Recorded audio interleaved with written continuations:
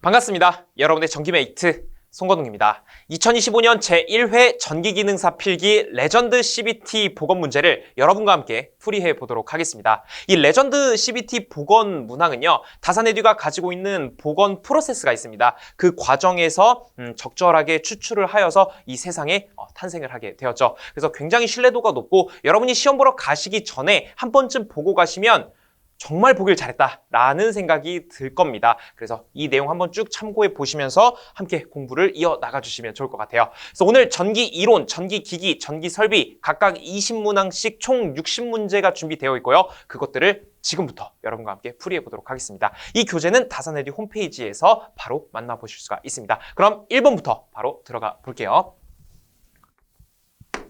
1번입니다. 전자 한 개의 질량은 몇 킬로그램인가? 여러분, 이게 보통 전자의 전하량을 물어보는 문제가 많이 나오는데 이번에는 몇 킬로그램이냐라는 질량의 값을 물어봤습니다. 그래서 정답은 9.109 곱하기 10의 마이너스 31제곱. 정답 2번 체크해 주시면 됩니다. 그래서 우리가 항상 전하량 1.602 곱하기 10의 마이너스 19제곱 이렇게 외웠잖아요. 그거 말고 질량도 이제는 여러분이 암기를 하고 가셔야 다음 시험에서 혹시 나올 수가 있기 때문에 대비를 할 수가 있겠습니다. 그래서 이 부분 체크해 주시고 정답은 2번 가져가 주시면 되겠습니다.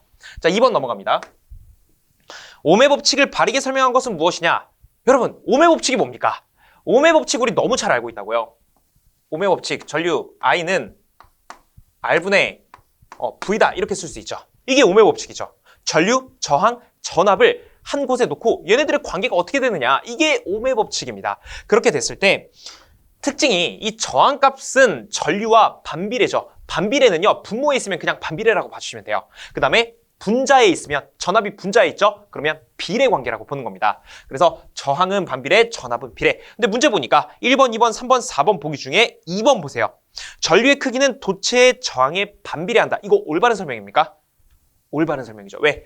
저항은 전류에 반비례한다. 왜? 요 R이 줄어들면 전류값은 커지고, 반대로 저항값이 커지게 되면 전류값은 작아지는 그런 형태를 보이고 있어요. 그래서 정답은 2번이고, 뭐 1번, 3번, 4번은 적절하지가 않아요. 그렇기 때문에 1번은 도체 저항에 반비례한다라고 표현을 해야 되는 거고, 3번은 전압은 전류에 비례한다라고 표현해야 되고, 전압은 전류의 제곱의 비례가 아니라 그냥 비례한다로 가주셔야 됩니다. 그래서 정답은 2번 체크해 주시면 됩니다. 자, 여러분 3번 가보죠. 3번, 120ohm의 저항 4개를 접속해서 얻어지는 합성 저항 중에서 가장 작은 값은 또 무엇이냐? 자, 지금 저항이 뭐래요? 저항이 하나 있어요. 근데 이게 하나가 120ohm짜리래요. 근데 이것을 가지고 병렬 연결을 하든 직렬 연결을 하든 알아서 하라 이거예요. 어쨌든 합성 저항이 가장 작은 형태가 뭐냐? 여러분, 저항은요, 직렬로 연결됐을 때 값이 커지죠. 병렬로 연결됐을 때는 값이 작아진다, 그죠? 그래서 이거를 병렬로 다 연결하는 겁니다. 그래서 하나, 둘, 셋, 4개까지 병렬 접속을 했다고 가정해보죠. 그러면 이게 120짜리가 4개 병렬된 것을 하나로 합쳐주세요 라고 하는 형태의 문제가 되는 것이죠. 그 값을 저는 RT라고 해보겠습니다. RT. 그래서 RT라고 하는 것은, RT는 공식이 있죠. 병렬 합성 저항에서 같은 저항이 여러 개 연결되어 있을 때 어떻게 됩니까? N분의 R이 될 것이고, 여기 N은 뭐예요? 몇 개를 병렬 연결해서 여기 있는 R값은 뭐예요? 하나의 저항값이 얼마야? 이걸 물어보는 겁니다. 그렇게 됐을 때 우리 몇 개 연결할 거예요? 4개 갖고 있으니까 4개, 하나의 저항값은 120ohm, 이거 계산하면 30ohm이 합성 저항으로 되더라. 그래서 정답은 35ohm입니다. 만약에 여러분이 120ohm짜리를 직렬로 쭉 연결했다고 한번 해보죠. 그럼 곱하기 4를 하면 되는 거고, 여기는 이제 4분의 1로 줄어드는 겁니다. 그래서 여러분이 이 공식은 암기를 하셨으면 좋겠습니다. 이게 뭡니까? 같은 저항. 조건이 중요해요. 같은 저항을 여러 개 병렬 연결돼 있을 때는 반드시 이 공식 사용해 주시면 돼요. 여기까지 보고 넘어가 보겠습니다. 정답 1번 체크해 주시고, 자, 4번 넘어갑니다. 그림과 같은 회로에서 합성 저항은 몇 ohm인가? 그림이 나와 있습니다. 여러분, 교재 그림 보시면요, 4ohm과 6ohm이 병렬 연결돼 있죠. 그 다음에 10ohm과 10ohm이 병렬 연결돼 있어요. 이것들을 합성하라는 거죠.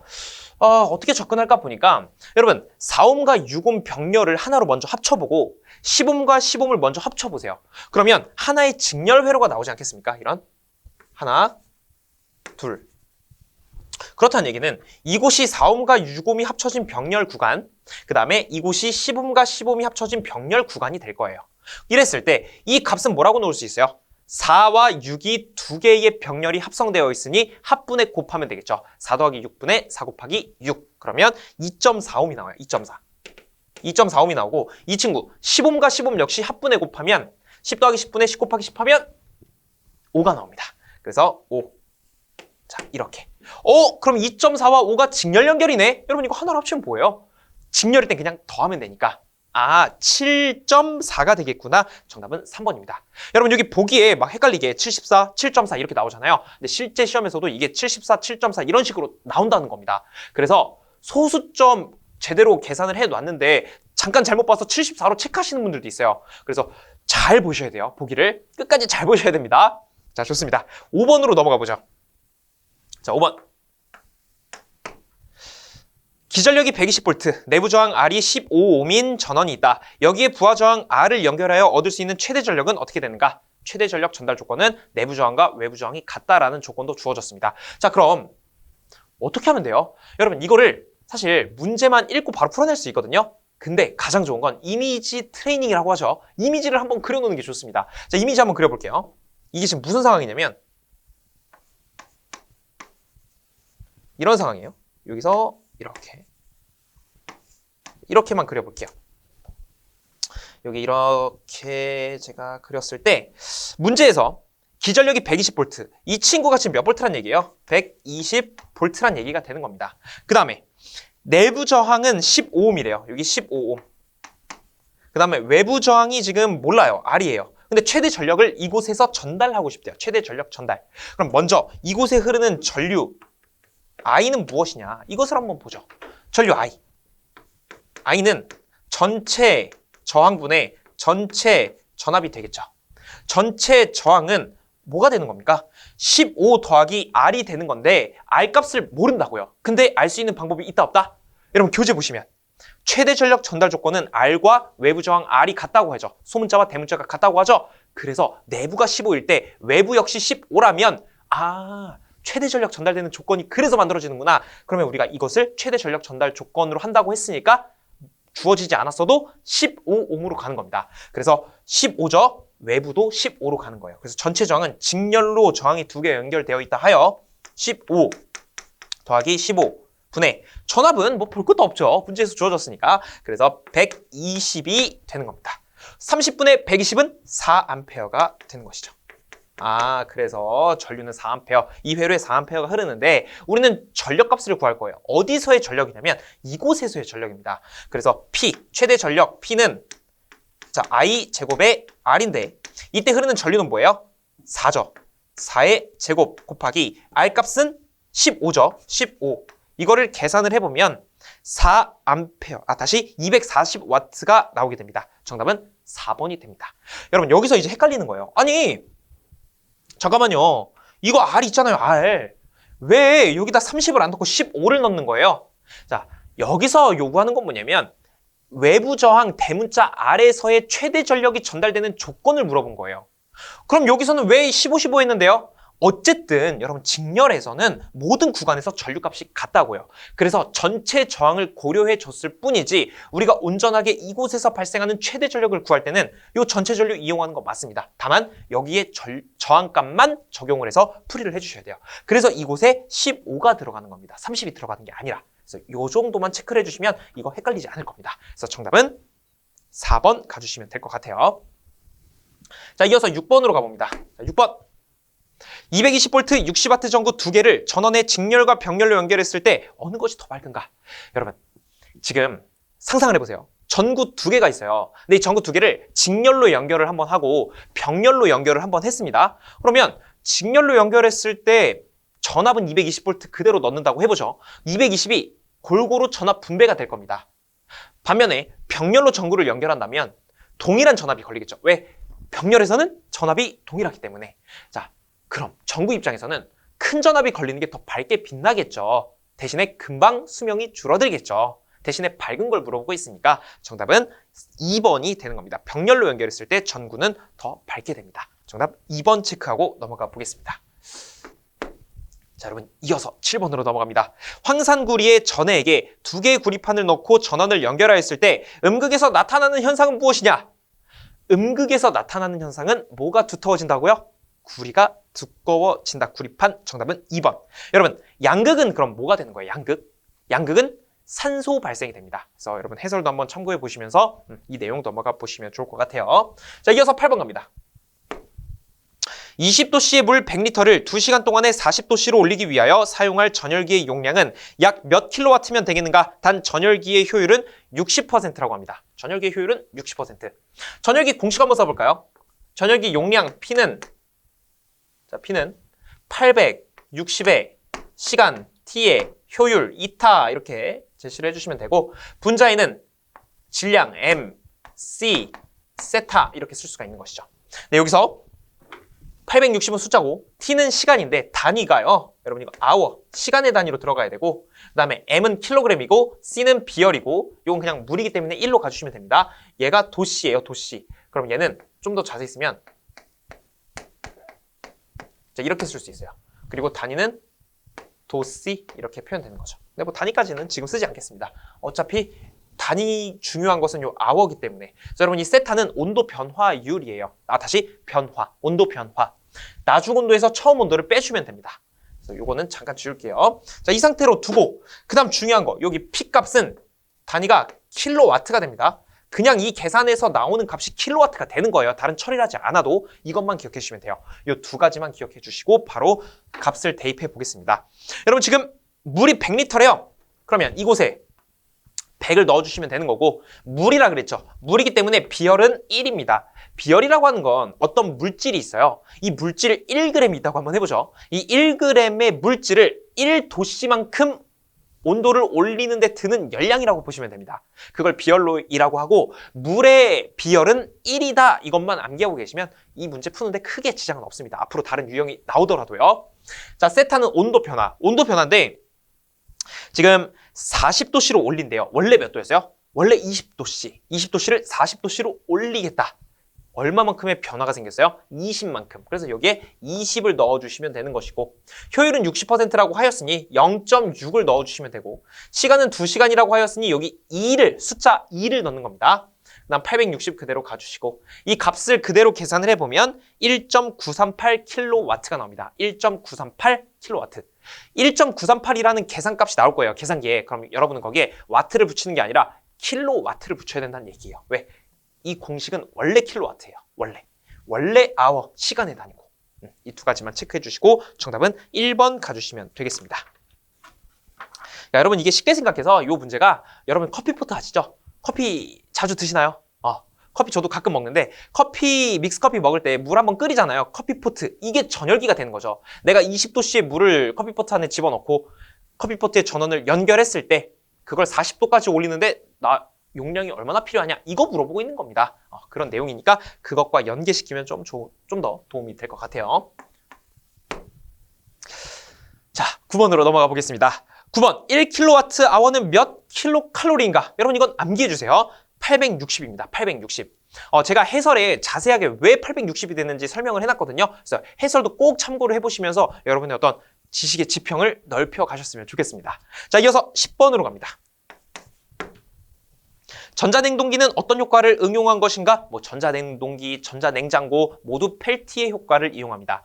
여러분, 펠티의 효과는요, 이렇게 되는 거예요.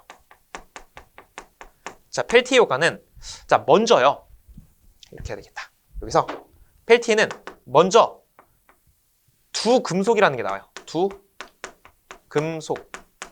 그 다음에 여기에 전기를 가할 거냐, 열을 가할 거냐가 나와요. 근데 먼저 펠티에는 전기를 가해요. 그 다음에 열이 발생이나 흡수가 난다. 이러면 펠티입니다. 전자냉장고가 뭐냐면, 혹은 냉동고, 이게 뭐냐면 두 금속을 맞대고 전기 에너지를 가해요. 그러면 열의 발생이나 흡수, 열의 흡수를 한다는 건 주변이 시원해진다는 얘기예요. 얘가 열을 흡수하니까. 그렇게 이제 진행되는 게 펠티이고, 재백 효과도 있죠, 재백. 재백은 두 금속도 똑같아요. 근데 여기에 열을 먼저 가했더니 전기 에너지가 만들어지더라. 이렇게 가는 겁니다. 그래서 재백과 펠티에를 두 금속은 똑같지만 전기가 먼저냐 열이 먼저냐를 여러분이 눈으로 도장 쾅 찍어주시면 좋을 것 같아요. 그래서 이 정도 봐주시고 10번의 정답은 3번 펠티의 효과 보시고 넘어가 보겠습니다. 자, 이어서 11번으로 갈게요. 11번 여기다 해볼까요? 11번 4 곱하기 10의 마이너스 5제곱 쿨롬과 6 곱하기 10의 마이너스 5제곱 쿨롬 두 전하가 자유공간의 2m의 거리에 있을 때 그 사이에 작용하는 힘은 어떻게 되겠는가?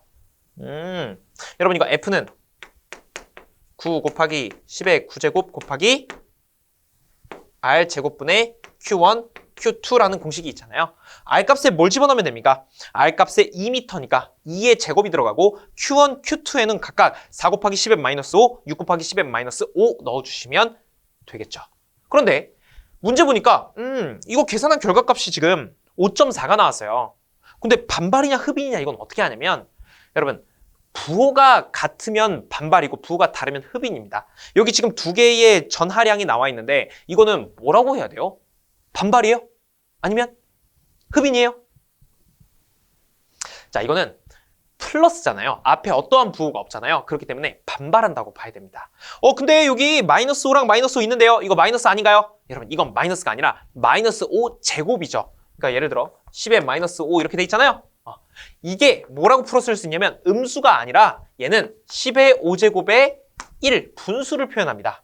이런 느낌이에요. 그래서 음수가 아니다. 둘 다 양수가 되더라. 그래서 정답은 반발력이면서 5.4N으로 가주시면 되겠습니다. 자, 12번. 정전 흡인력에 대한 설명 중 옳은 것은 무엇이냐? 정전 흡인력 공식 제가 해설에 적었는데 2분의 1 엡실론 제로 2의 제곱입니다. 그래서 전개의 세기의 제곱에 비례한다로 가야 돼요. 그래서 정답은 1번 정전 흡인력은 전압의 제곱에 비례한다. 죄송합니다. 제가 잘못 말씀을 드렸죠. 전압의 제곱에 비례한다. 전기의 세기가 아니라 전압의 제곱에 비례한다. 정답은 1번으로 가주시면 됩니다. 그래서 여러분 이 문제도 사실 공식만 알고 있으면 풀이를 할 수 있는 문제고 그대로 너무 잘 나와요. 그렇기 때문에 정전 흡인력 하면 해설에 있는 공식을 암기해 주시고 전압의 제곱에 비례한다. 이렇게 봐주시면 되겠습니다. 자, 이어서 13번 가볼까요? 13번. 콘덴서에 V의 전압을 가해서 Q의 전하를 충전할 때 저장되는 에너지는 몇 줄인가? 우리 반가운 거 좀 나온 것 같아요. W는 2분의 1 QV가 있고 여러분 하나 더 있는데 하나 더. 자, 하나 더. 2분의 1 QV 말고 2분의 1 CV 제곱이라는 게 있습니다. 2분의 1 QV, 2분의 1 CV 제곱. 그러면 어떤 거를 외워야 되나요? 두 개 다 외우셔야 됩니다. 너무 송구스러운 말씀인데 어쩔 수 없습니다. 이 두 가지 식을 여러분은 반드시 암기를 해주세요. 이게 커패시터 혹은 콘덴서에 축적되는 에너지 공식입니다. 두 개. 그럼 이게 왜 이렇게 되냐? 여러분 이 Q가요. 무슨 공식이세요? C 곱하기 V라는 공식이 있잖아요. 그래서 Q 대신에 CV를 넣으면 2분의 1 CVV가 돼서 2분의 1 CV 제곱이 되는 겁니다. 이렇게 두 가지를 알고 있어야 문제에서 이 값과 이 값을 줄 수도 있고 문제에서 C 값과 V 값을 줄 수가 있습니다. 그래서 우리가 선별해서 공식을 사용할 수 있어야 돼요. 좋습니다. 14번으로 넘어갑니다.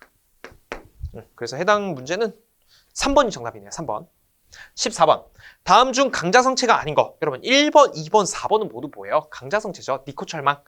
우리 정규 이론 시간에 많이 했잖아요. 니코철망. 그래서 정답은 백금 3번입니다. 이건 상자성체. 15번으로 넘어갑니다. 진공 중에서 1웨버의 자하로부터 발생되는 총 자력선의 수는 어떻게 되는가? 자력선의 수 공식을 써보면 N은 투자율 제로. 이제 진공 중이니까 제로로 쓴 거예요. 그 다음에 자극. 그러면 4 파이 곱하기 10의 마이너스 7제곱에 자극 1이라고 했으니까 이거 계산하면 되겠죠. 계산해보면 8 곱하기 10의 5제곱이 나오게 됩니다. 그러니까 1웨버의 자하로부터 발생되는 우리 눈에 보이진 않지만 자기력 선이 있습니다. 우리는 안 보여요. 근데 이게 몇 개? 단지 1웨버일 뿐인데 몇 개? 8 곱하기 10의 5제곱이나 된다는 거예요. 엄청나죠? 그래서 정답은 3번입니다. 진공 중이라고 했기 때문에 여기 투자율을 제로로 간 거예요. 그리고 이 진공 중의 투자율 4파이 곱하기 10의 마이너스 7제곱은 암기를 해야 됩니다. 이 자체로도 시험 문제로 잘 나오기 때문이죠. 자, 이어서 16번으로 넘어갑니다. I는 200 루트 2 사인 오메가 t 플러스 30도의 전류가 흐른다. 이를 복소수로 표시하면 무엇이냐? 지금 이런 형태를 여러분 뭐라고 하냐면 순식값이라고 하는 거예요. 순식값. 순식값인데 이 순식값을 뭘로 바꿔달래요? 이거를 복소수로 바꿔달래요. 그럼 여러분 여기 200 루트 2 사인 오메가 t 플러스 30도라고 돼 있잖아요. 실효값하고 위상만 가져오면 됩니다. 그러면 실효값은 지금 최대값이 200 루트 2니까 루트 2로 나누면 200이 되는 겁니다. 200. 자, 200 가져왔어요. 그 다음에 코사인 위상은 지금 30도라고 돼 있죠. 30도 더하기 j의 사인 30도 이렇게 가주시면 됩니다. 그리고 이걸 그대로 계산기에 넣어서 계산을 해주시면 173.2 플러스 j의 100 이렇게 나올 거예요. 정답은 3번이 됩니다. 아니면 수기로 풀이하셔도 돼요. 이거 여러분 코사인 30도 풀어내면 뭐예요? 2분의 루트 3이죠. 2분의 루트 3. 얘는 j의 2분의 1이 되죠. 200 곱하기 2분의 루트 3은 100 루트 3이 될 것이고 100 루트 3은 173이거든요. 그 다음에 얘는 사인 30도는 2분의 1인데 여기 곱해지니까 50이 다시 100이 나오겠죠. 그래서 j의 100. 그래서 정답이 3번이 되는 겁니다. 그래서 계산기로 하셔도 되고 수기로 하셔도 되고 선택은 여러분이 편하신 걸로 하시면 되겠다. 근데 이런 문제가 사실은 쉽진 않죠. 그래서 여러분이 공부를 하실 때 순식값 있잖아요. 이렇게 16번처럼 이렇게 하나 순식값 주어진 것을 복소수로 표현해봐라, 아니면 극좌표 형식으로 표현해봐라, 삼각함수 형식으로 표현해봐라, 이렇게 바꾸는 연습을 평소에 조금 하시면 이런 문제 나오면 오히려 반갑죠. 그래서 지금 잘 안 풀리시는 분들은 처음 보셨을 수도 있고 아니면 적응이 안 돼서 그런 거니까 너무 낙심하진 않으셔도 되겠습니다. 좋아요. 17번 넘어갈게요. RC 직렬 회로의 과도 현상에서 시정수에 대한 설명으로 옳지 않은 것은 무엇이냐? 시정수가 뭐냐? 여러분 시정수가 뭡니까? 시정수는요. 예를 들어 어떤 목표치가 있어요. 여러분 저의 목표가 여기 산 100m 등산하는 거예요. 그럼 제가 시간초를 딱 잽니다. 자 준비 시작하고 열심히 올라가요. 그리고 63.2m까지 왔어요. 그때 시간을 보는 겁니다. 나 63.2m까지 오는데 몇 초 걸렸네? 그게 시정수입니다. 즉 시정수는 어떤 목표치에 도달하는데 63.2%인 그 지점이 있거든요. 그 지점까지 가는데 얼마나 걸리냐가 시정수입니다. 그래서 RC 직렬 회로에서 시정수 타우라고 하는 것은 그냥 저항 곱하기 커패시턴스 값이 되는 거예요. 일단 공식은 이렇습니다. 근데 여기 시정수가 크면 과도 현상이 빨리 사라진다 뭐 이런 얘기가 있죠. 시정수가 크면요. 63.2%에 도달하는 시간이 길어진다는 얘기고 그만큼 시간은 오래 걸리고 과도 현상도 오래 걸린다는 겁니다. 이게 무슨 말이냐? 제가 그냥 간단하게만 말씀을 드리면 여러분 이건 외우지 않으셔도 돼요. 그냥 편안하게 보시면 됩니다. 예를 들어 여기가 우리가 도달해야 되는 목표 지점이에요. 목표 지점. 그러면 준비 시작하면 이런 식으로 갈 거란 말이에요. 여기서 도달을 했다. 이 목표 지점을 여기서 도달을 했다. 그러면 여기를 기점으로 이 부분을 과도기라고 하고 즉 과도 현상이라고 해요. 여기를 과도 응답이라고도 합니다. 그 다음 여기를 정상 응답이라고 해요. 그러니까 전류값이 100A까지 가고 싶은데 여기서부터 바로 100이 되는 게 아니라 점점 늘어났다가 여기서 100이 되는 겁니다. 그럼 100이 될 때까지의 과정은 과도 현상, 과도기라고 표현하는 거예요. 그래서 63.2%가 한 요쯤 그래서 이쯤 돼서의 시간이 여기 시간축이라고 했을 때 여기가 시정수의 시간이 되는 겁니다. 그럼 만약에 시정수 값이 크다는 것은 63.2%가 발생하는 지점이 점점 어떻다는 얘기예요? 시정수가 크다는 건 한 여기서 일어날 수도 있다는 얘기죠. 그러면 과도기가 이런 식으로 막 진행이 되는 거죠.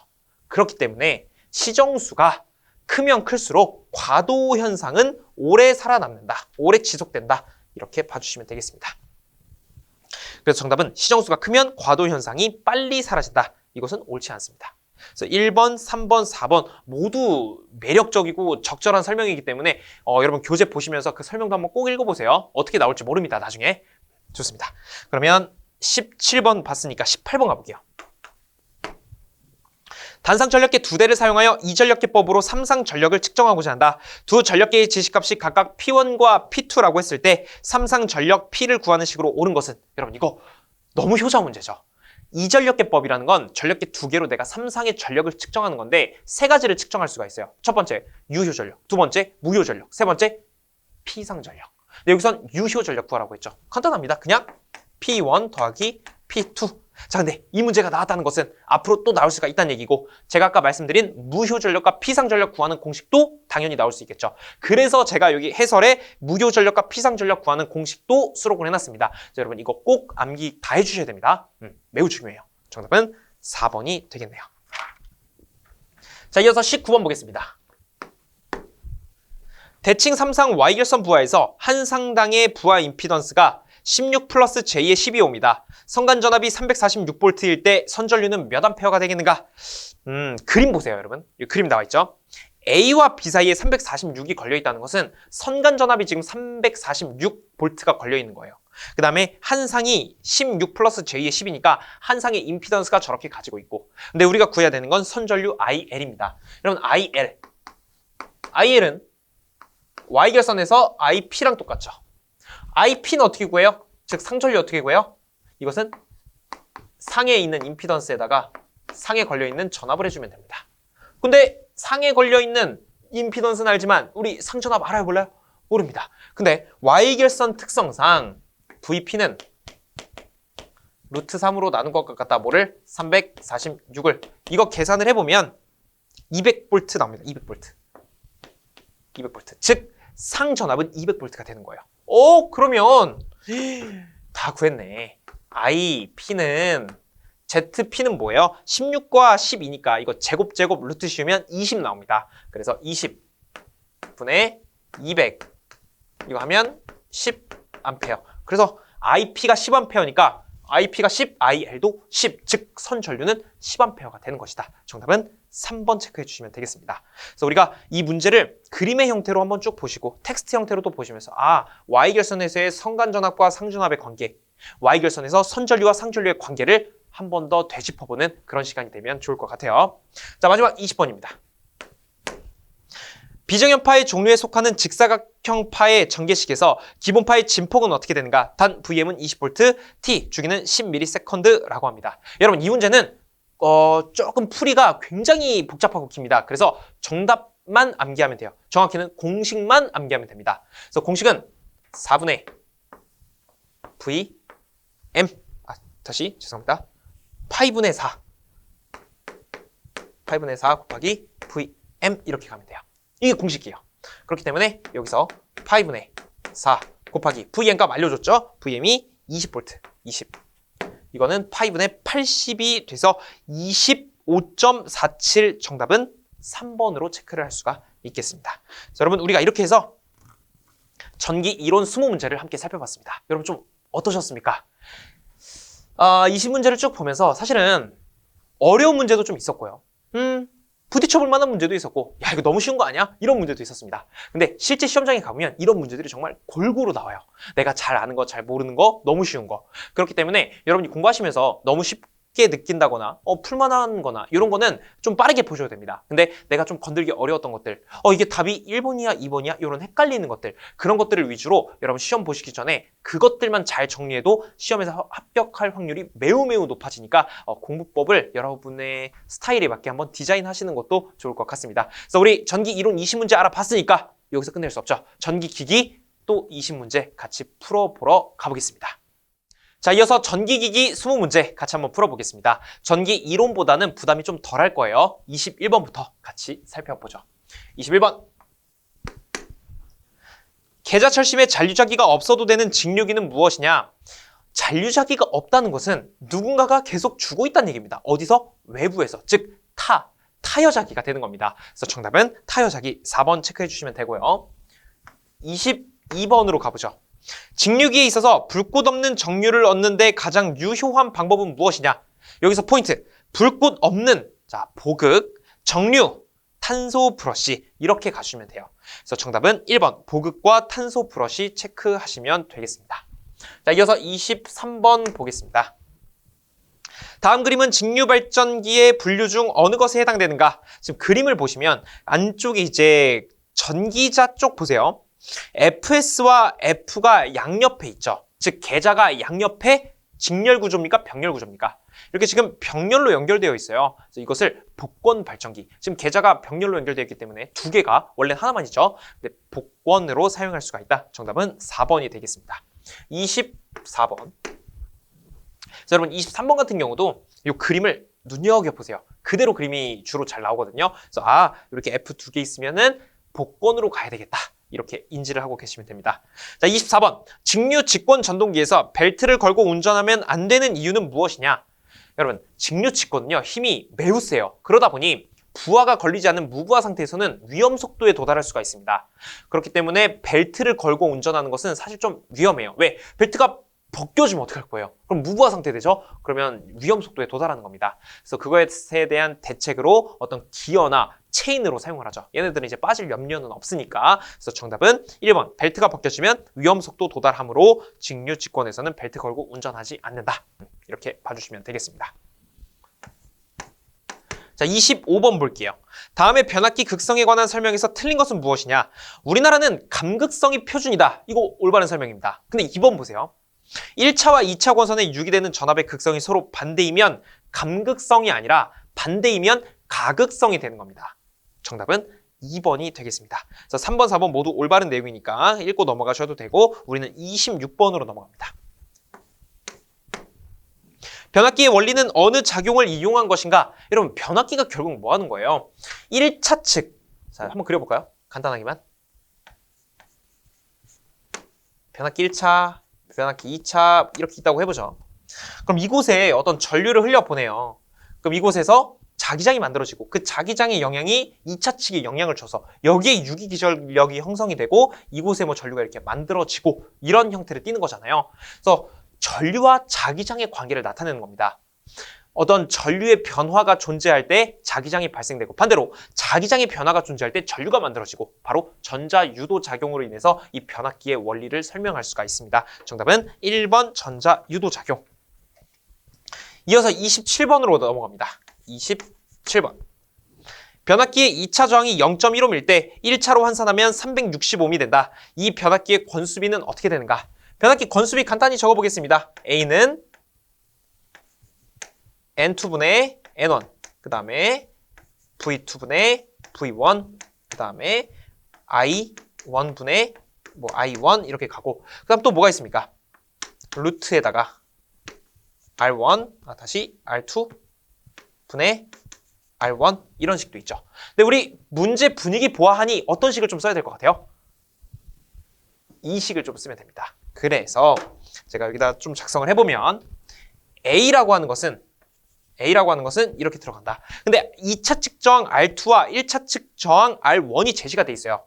2차 측 여기 0.1 넣어주시면 되고 그 다음에 여기 1차 측 360 넣어주시면 되겠죠. 그러면 계산기로 계산을 해보면 60이 나옵니다. 정답은 60으로 작성을 해주시고 4번 체크해 주시면 되겠네요. 28번으로 갑니다. 28번. 측정이나 계산으로 구할 수 없는 손실로 부하전류가 흐를 때 도체 또는 철심 내부에서 생기는 손실을 무엇이라고 하는가? 이게 측정하기도 애매하고 뭔가 얼마나 딱 떨어지는지 계산하기도 애매하고 이것이 뭐냐면 표유 부하손입니다. 정답은 4번인데 이게 원인이 되는 건 뭐냐면 변압기 이제 누설자속이라는 게 있잖아요. 누설자속이 원인이 돼서 발생되는 손실 정도로 생각을 해주시면 됩니다. 그래서 정답은 4번입니다. 그러니까 측정이나 계산이 안 되는 손실이 뭐냐? 표유 부하손. 정답 4번. 29번으로 넘어갑니다. 변압기의 성층 철심 강판 재료의 철 함유량은 대략 몇 %인가? 변압기가 이렇게 돼 있어요. 이건 이제 도면으로 그린 거고 실제 변압기의 형상을 제가 좀 그려보면 이런 철심이 있지 않겠습니까? 이렇게 그리면 철심 같지가 않으니 조금 단편적으로 그려볼게요. 여기서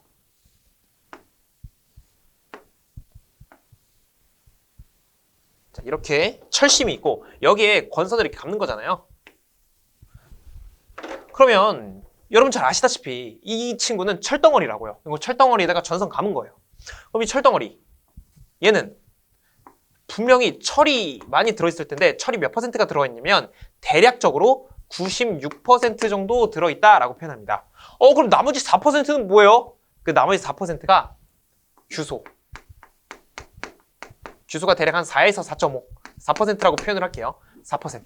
이렇게 돼 있어요. 규소를 첨가하는 이유는 변압기의 히스테리시스 손실을 방지하기 위해서입니다. 그래서 한 4% 정도 넣어주는 거예요. 그럼 철 함유량은 대략적으로 96%가 되는 거죠. 정답은 4번이 되겠습니다. 자, 이어서 30번 넘어가 보죠. 부홀지 계전기의 설치 위치로 가장 적당한 곳은 어디냐?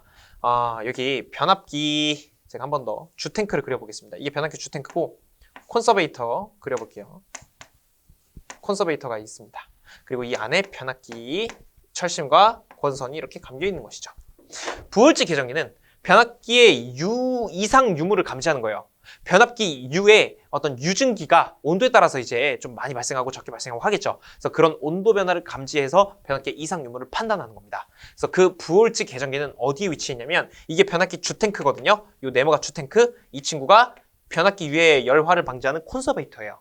이 주탱크와 콘서베이터 사이 이곳에 부월지 계정기가 위치하더라. 정답은 4번 변압기 주탱크와 콘서베이터 파이프 사이. 자, 이어서 31번 넘어가 봅니다. 변압기 두 대를 V결선했을 때 이용률은 몇 %가 되겠는가? V결선이라는 게 결국엔 요 델타 결선을 지금 해서 삼성전력을 공급하고 있는 것입니다. 이렇게.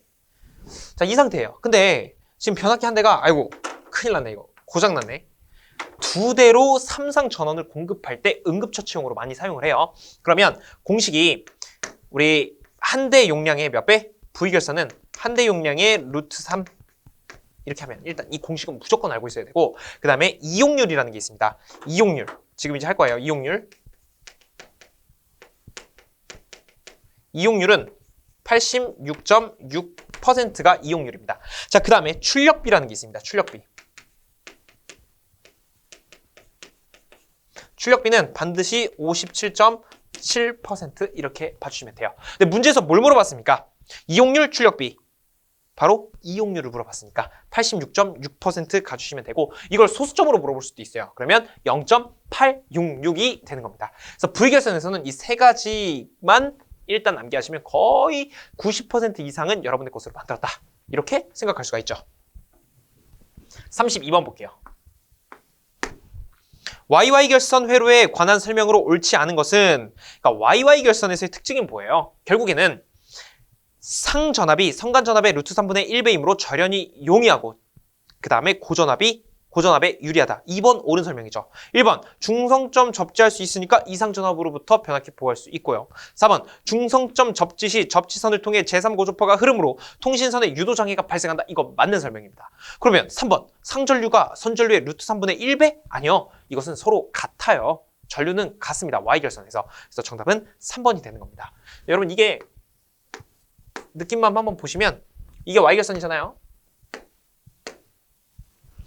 그러면 접지를 할 수가 있다고요. 얘는 이렇게 중성선이 있기 때문에 여기 모이는 점이 있기 때문에 여기서 접지를 할 수 있어요. 근데 델타 결선은 접지가 안 됩니다. 자, 중성점 접지가 안 되는 거죠. 그래서 여기 중성점을 접지했기 때문에 지금 하나하나 보면 이 전류 IP라고 했을 때 상전류는 곧 선전류랑 똑같고 그 다음에 여기 VL이라고 하는 선간 전압은 여기 상전압과 몇 배 차이? 루트 3배 차이가 나더라. 이렇게 개념을 해석할 수 있고 그 다음에 여기 통로가 있기 때문에 여기서 고주파가 일로 흘러갈 수가 있다고요. 그래서 고주파가 나타납니다. 근데 전류는요 똑같아요. 그래서 여기 차이가 안 납니다. 정답은 3번 체크해 주시면 되는 겁니다. 자, 그래서 이 문제는 조금 어려울 수 있어요. 그래서 정답 정도만 암기하고 넘어가 주셔도 괜찮습니다. 근데 혹시 기사나 산업기사까지 추후에 생각하고 싶으신 분들은 이 내용도 다시 한번 검토를 해보시면 좀 도움이 될 거예요. 자, 33번으로 넘어갑니다.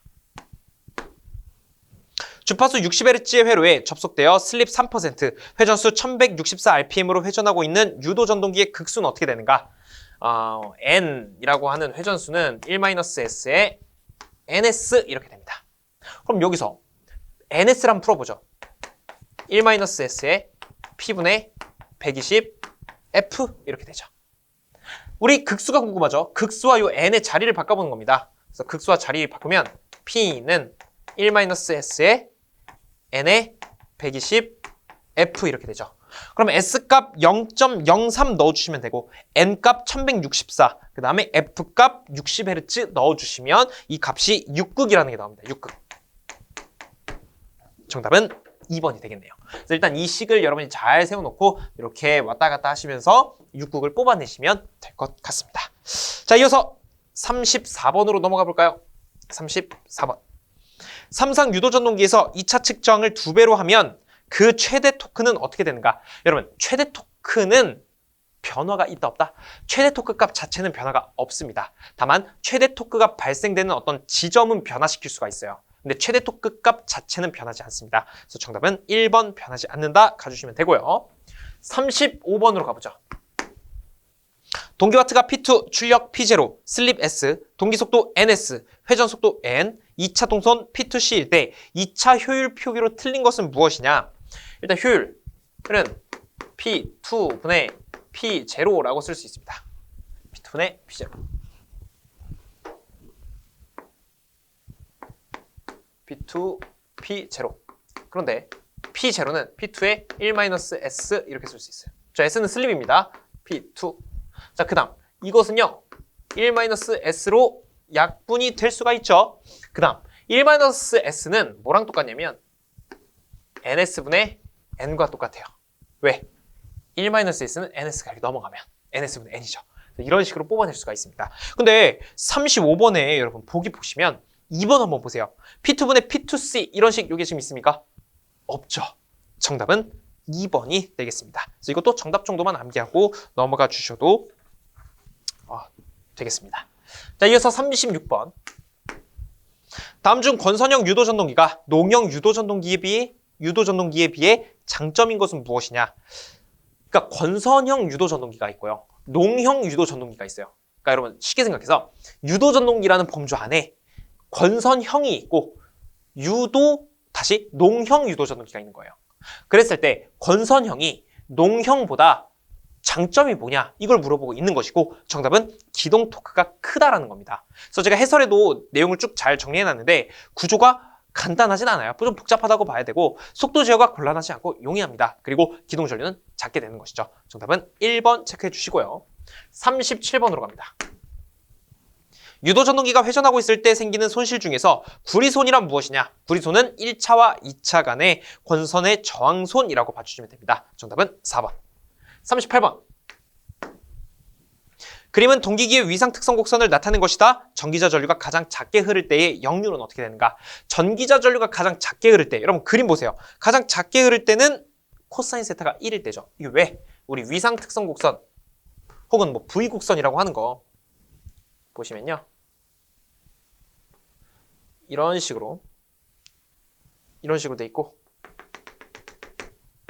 여기가 코사인 세타는 1인 지점이에요. 그 다음에 세로가 IA 전기자 전류가 되는 것이고 가로가 IF 계자 전류가 되는 겁니다.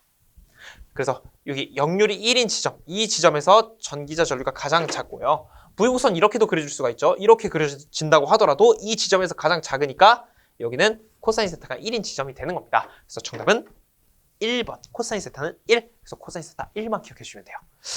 자, 이어서 우리 39번으로 넘어가 봅니다. 자, 다음 중 자기 소호 기능이 가장 좋은 소자는 무엇이냐? 자기 소호 나오면 여러분 기계적으로 GTO다라고 표현해 주시면 돼요. 이 GTO는요. 자기 소호 기능이 있어요. 자기 소호가 뭡니까? 스스로 온오프를 시킬 수 있는 겁니다. 스스로 온오프. SCR은 스스로 오프가 안 되잖아요. 근데 GTO는 스스로 온도 할 수 있고 오프도 취할 수 있습니다. 이걸 자기 소호라고 해요. 그래서 전류가 흐르기도 하고 전류가 못 흐르기도 하는 자기 소호가 있다. 정답은 2번이 되고요. 자, 마지막 40번. 다이오드를 사용한 정류 회로에서 다이오드를 여러 개 직렬로 연결하면 어떻게 되는가?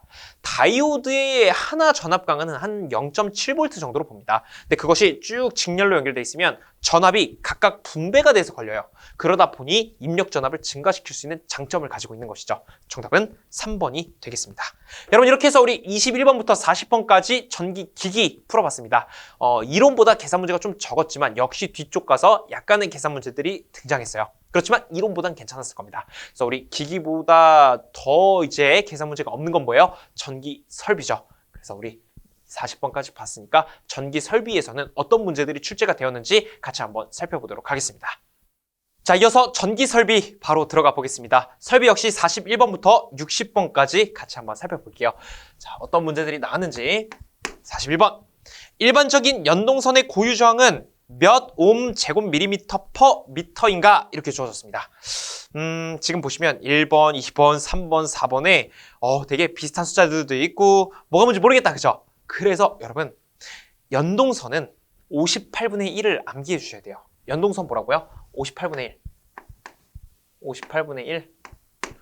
근데 연동선하고 짝꿍으로 잘 나오는 게 경동선입니다. 경동선은 55분의 1이 되는 거고 저기 밑에 35분의 1 보이죠? 3번에. 그거는 알루미늄선일 때 이야기예요. 일단 연동선과 경동선의 차이는 뭐냐면 경동선은 보통 송전선로에 많이 쓰이고요. 그 다음에 경동선에 열 처리를 조금 한 게 연동선이 됩니다. 그래서 강도는 조금 더 세밀하게 높다라고 봐주시면 돼요. 어쨌든 우리는 그 수치가 중요하기 때문에 58분의 1은 연동선, 55분의 1은 경동선 이렇게 가겠습니다. 자, 이어서 42번 갑니다. 전선 약호 중 H가 나타내는 것은 무엇이냐? 경동선입니다. H, 경동선. 굉장히 잘 나오죠? 경동선. 43번 보겠습니다.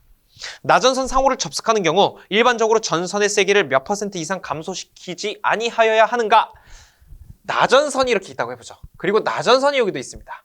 지금 끊어진 이 두 전선을 접속법을 통해서 접속을 시켜볼게요. 어떤 접속법인지는 모르겠으나 얘네가 여기 접속이 돼서 이제 하나의 전선이 되었다고 해보죠. 오케이. 한국전기설비 규정 KC에서는 말합니다. 너희들이 여기를 접속하는 것은 내가 허용하겠으나 여기 부분에 기계적 강도를 20% 이상 감소시키지 말아라 라고 이야기를 합니다. 그래서 바꿔 말하면 80% 이상의 기계적 강도를 유지해라 라는 표현도 되는 겁니다. 정답은 3번이 되겠네요. 이것은 4번이 될 수가 없어요. 왜? 문제에서 전선의 세기를 몇 % 이상 감소시키지 아니하여야 하는가 하니까 20% 이상 감소시키면 안 된다. 그래야 80% 이상 유지가 되는 거니까 정답은 3번이 되겠습니다. 44번입니다. 연필 케이블의 접속에 반드시 사용되는 테이프는 무엇이냐? 리노 테이프입니다. 리노 테이프. 정답은 3번. 45번 보겠습니다. PC 테이프의 용도로 옳은 것은 무엇인가? PC 테이프는 배관에 전선을 넣을 때 사용한다. 이 PC 테이프가 제가 예전에 가로등 공사 작업을 해본 적이 있습니다. 그래서 이게 지하에다가 관 넣고 전선을 이제 입관해야 되는데 안 되더라고요. 그러니까 우리가 예를 들어 뭐 전기 기능사 실기나 전기 기능장 할 때는 이 배관의 길이가 짧잖아요. 그래서 이렇게 쑥쑥 넣으면 어느 정도 들어가요. 근데 이제 길이가 이제 몇십 미터 되니까 전선 넣는 게 일이더라고요. 아시는 분들은 아실 겁니다. 그래서 뭘 사용합니까? 현장에서 흔히 말하는 요비선, 그게 PC 테이프예요. 그래서 여기 어떤 전선에 관이 있다고 했을 때 전선관이 이렇게 있다고 해요. 그럼 이곳에 전선을 넣고 싶다 이겁니다. 어디에? 여기에 전선을 집어넣고 싶어요. 그러면 그냥 넣는 게 아니라 여기에 어떤 좀 빳빳한 선, PC 테이프가 있어요. 그 PC 테이프를 먼저 이렇게 집어넣고 그 다음에 여기 PC 테이프 끝자락에 우리가 진짜 넣고 싶은 전선을 연결합니다. 그 다음에 반대쪽에서 이제 사람이 끌어당기면 이 친구가 끌려 들어갈 것이고 이때 PC 테이프를 제거하면 전선이 안으로 들어간 것을 우리가 작업할 수가 있는 거죠. 그때 사용하는 게 뭐라고요? PC 테이프. 정답은 3번이 되겠습니다. 배관에 전선을 넣을 때 사용을 한다. 자, 46번으로 넘어갑니다. 일반 주택 및 아파트 각 호실의 현관 등은 몇 분 이내에 소등되는 타임 스위치를 시설해야 되는가? 여러분, 숙박은요. 숙박은 1분. 그 다음에 주택이나 뭐 아파트. 주택이나 아파트 3분. 근데 여기선 주택공은 아파트인 경우니까 정답 뭐라고 하면 되겠습니까? 2번이 되겠네요. 3번. 왜? 주택이나 아파트라고 했으니까. 정답은 2번이 되겠고요. 47번으로 넘어갑니다. 저압 가공 인입선의 인입구에 사용하여 금속관 공사에서 끝부분에 빗물 침입을 방지하는 데 적당한 것은 무엇이냐? 엔트러스 캡입니다. 여기 지면이 있다고 했을 때 이렇게 인입할 때 여기 인입이 이렇게 들어가야 되거든요. 선이. 근데 여기를 살짝 이렇게 꼬부리는 거예요. 꼬부려서 여기 캡 같은 게 있습니다. 이렇게 캡. 어떻게 하냐면 전선 이렇게 들어왔다가 이렇게 들어가는 거예요. 그러면 빗물이 이 관 안으로 들어갈 일이 없겠죠. 그래서 이것이 보다 엔트런스 캡이 되는 겁니다. 정답은 2번이 되겠네요. 자, 이어서 48번으로 갑니다. 여러분 설비는 좀 할만하시죠? 계속 한번 가보죠. 애자 사용 공사에 의한 저압 옥내 배선에서 일반적으로 전선 상호 간의 간격은 몇 센티미터 이상이어야 되는가? 이거 반드시 6cm입니다. 애자 나오고 전선 상호 나오면 고민도 하지 마세요. 6입니다. 6. 근데 이게 6cm고 다른 표현으로 어떻게 쓸 수 있어요? 0.06m라고도 표현이 가능합니다. 그래서 어떻게 줄지 몰라요. 6cm 혹은 0.06m. 자, 이어서 49번 보죠. 캡타이어 케이블을 조영제에 시설하는 경우 그 지지점의 거리는 얼마로 하여야 하는가? 케이블일 경우는 2m지만 캡타이어 케이블일 경우에는 1m가 될 겁니다. 정답은 1번이 되겠네요. 이어서 50번입니다. 곡률 반경을 고려하는 데 있어 알루미늄 피복 또는 연필을 갖는 케이블의 굴곡부의 내측 반경은 케이블 외경의 몇 배 이상이어야 되는가? 여러분, 이 문제가 굉장히 오랜만에 나왔습니다. 그래서 알루미늄, 연필 이런 얘기 나오면 곡률 반지름, 곡률 반경 12배, 12배. 정답은 2번이 되겠습니다. 51번. 금속 전선관의 종류에서 후광 전선관의 규격이 아닌 것은 무엇이냐? 일단 후광 전선관은요, 기본적으로 짝수의 규격을 갖습니다. 그래서 보기에 일단 짝수가 아닌 것을 고르면 대부분 정답이에요. 근데 지금 19, 홀수죠. 정답은 2번이 되는 겁니다. 그래서 여러분, 이 전선관의 종류가 우선순위는 뭐냐면 박광, 다시 후광이 우선순위예요. 후광 전선관, 그 다음에 박광 전선관, 그다음 합성수지관, 이렇게 PVC관 쭉 나오는데, 여러분이 암기를 하실 때 가급적 후광 먼저 외우고 박광 외우고 그 다음에 이제 나머지 것들을 외우시면 좋겠어요. 그조차도 이 규격 외우는 것은 여러분이 나머지 공부를 모두 다 끝내고 더 이상 조금 외울 게 없을 때 그때 관의 규격을 암기하는 게 좋습니다. 요즘에 박광, 후광 이게 되게 잘 나오거든요. 그래서 이 내용은 일단 웬만하면 암기를 해놓으시는 게 좋을 것 같습니다. 제가 전기기능사 정규반 유튜브에 올라가 있는 거 있잖아요. 다산의대 홈페이지에도 있고, 거기에서 이 전선관 강의를 할 때 암기법을 만들어놨습니다. 그 암기법 정말 한 번만 들으시면 여러분 암기하실 수 있거든요. 그래서 이제 제 유튜브 채널 가셔도 되고, 다산의대 홈페이지에 전기기능사 필기 이론서 강의가 있어요. 그 강의에서 여기 전선관 파트 한번 보시면 나올 겁니다. 그래서 그 내용 참고해 보시면 도움이 될 거예요. 자, 이어서 52번으로 갑니다. 이것도 신출로 나온 거죠. 다음 중 폭연성 먼지가 아닌 것은 1번, 2번, 3번, 4번이 있는데, 마그네슘, 알루미늄, 티탄, 실리카. 여러분, 실리카는 폭연성 먼지라고 볼 수 없습니다. 정답은 3번이 되는 거예요. 그래서 이게 요즘에 신출이 좀 나왔기 때문에 다음 회차 혹은 다다음 회차 계속해서 나올 수 있는 여지가 생겼다. 그래서 이 내용 참고해 주시고요. 53번으로 갑니다. 건축물의 종류에서 은행, 상점, 사무실의 표준 부하는 얼마인가? 이게 이제 어떤 목적의 건물이냐에 따라서 면적당 상정되는 부하값이 달라집니다. 그래서 정답은 30V 암페어 퍼 제곱미터가 되는 거예요. 은행이나 상점, 사무실은요. 자, 이어서 54번으로 갑니다. 고압 및 특고압 전로에 시설하는 피레기 설치 장소로 잘못된 곳은 무엇이냐? 여러분, 이 문제도 정말 좋은 문제예요. 왜냐면 이게 전 범위에서 다 나옵니다. 전기기능사, 전기산업기사, 전기기사, 전기기능장에서 피레기를 어디에 설치해야 됩니까? 라고 하는 내용이 잘 나와요. 기능사에도 나왔습니다. 1번, 2번, 3번, 4번 모두 다 암기하고 계시면 좋아요. 근데 이제 3번 보시면 고압 가공 전선로에 접속하는 배전용 변압기의 저압측이 아니라 고압이나 특고압측이 돼야 됩니다. 정답은 3번이 되겠습니다. 55번. 저압 가공 전선에 대한 설명으로 옳지 않은 것은 무엇이냐? 1번, 2번, 3번, 4번이 있는데, 여러분 4번 보시면 사용 전압이 400V를 초과하는 경우 인임용 비닐 절연 전선을 사용할 수 있다라고 되어 있는데 사용할 수 없다. 정답은 4번이 되겠네요. 56번입니다. 이것도 되게 새로운 형태로 좀 나왔어요. 일반적인 변압기 중성점 접지 저항 값을 구하는 식에서 K 값을 구하시오. 이런 여기 그림에 IG분의 K가 있죠. IG는 일선 지락 전류이며 별도의 차단 장치가 없는 경우이다. 즉 그냥 일반적인 경우를 얘기하는 거예요. 일반적일 때는 K 값이 150이 들어가면 됩니다. 근데 우리 추가적으로 만약에 문제에서 1초 초과하고 2초 이내 차단한다 이런 이야기가 나오면 IG분의 300이 되는 거고, 1초 이내에 해라 라고 한다면 600이 되는 겁니다. K값이. 그래서 여기서는 특별한 차단 장치도 없고 일반적인 경우라고 했으니까 150을 넣어주시면 되겠네요. 정답은 1번. 57번 보겠습니다. 다음 중 화재 감지기의 종류가 아닌 것은 무엇이냐? 화재 감지기. 여러분 지금 공부하시는 환경에 천장을 한번 보시면 화재 감지기가 거의 있을 겁니다. 아니, 있어야 할 겁니다. 실내라면 있어야 할 겁니다. 자, 열 감지기도 있고 정운식, 연기 감지기, 광전식 제가 해설에 쭉 써놨어요. 여러 감지기들이 있어요. 그런 감지를 통해서 지금 이 실내에 화재가 화재가 발생했냐 안 했냐를 감지해서 이제 수신기 통해서 알려주는 역할을 수행하는 것이죠. 근데 송풍 감지기는 좀 적절하지 않죠. 정답은 4번입니다. 이것도 요즘에 신출로 나오기 시작했어요. 꼭 기억해 주세요. 58번. 한 수용 장소의 인입선에서 분기하여 지지물을 거치지 아니하고 다른 수용 장소의 인입구에 이르는 부분을 무엇이라고 하는가? 그 전선을 무엇이라고 하는가? 우리 지면이 있다고 했을 때 전주가 있고 여기 배전용 변압기가 있고 여기에 오는 선이 가공 인입선이 되는 거죠. 배전용 변압기로부터 그 어떠한 지지물을 거치지 아니하고 수용과의 인입구에 혹은 인입점에 오는 전선을 무엇이라고 하는가? 가공 인입선. 그 인입선으로 DV 전선을 사용하는 것이죠. 자, 근데 이렇게 가공 인입선이 있는데 여기서는 지금 뭘 물어봐요? 어떤 인입선에서 분기하여 그 어떤 지지물을 거치지 아니하고 또 다른 수용가로 간대요. 그러니까 지금 무슨 말이냐면 여기 수용가가 있어요. 집이 있어요. A라는 친구의 집이 있고 B라는 친구의 집이 있어요.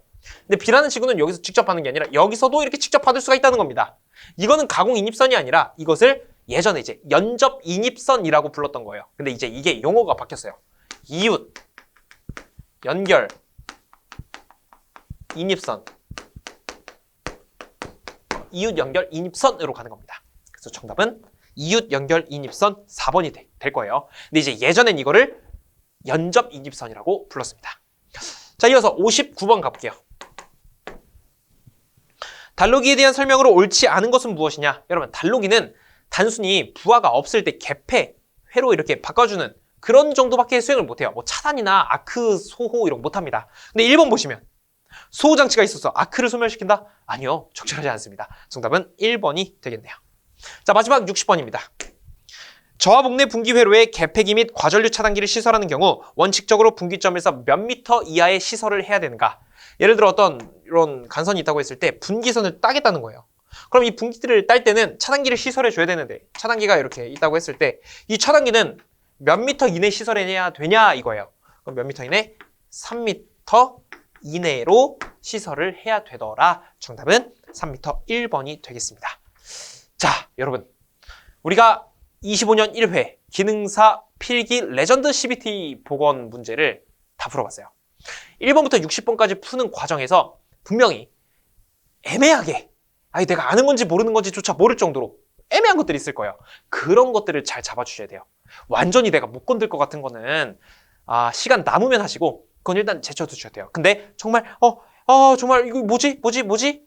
둘 중에 하나인데? 이렇게 했던 것들, 그것들은 반드시 오늘 내일 안으로 복습하시면서 여러분의 것으로 만드시면 높은 확률로 시험에서 좋은 성적을 거둘 수 있지 않을까라고 생각을 해봅니다. 그래서 우리 1번부터 60번까지 하는 과정이 절대 쉬운 과정은 아니었을 텐데 이렇게 끝까지 함께 해주셔서 정말 감사드리고 저는 또 다음 영상에서 더 유익한 내용으로 여러분께 콘텐츠 들고 찾아뵙도록 하겠습니다. 오늘도 공부하시느라고 정말 고생 많으셨습니다.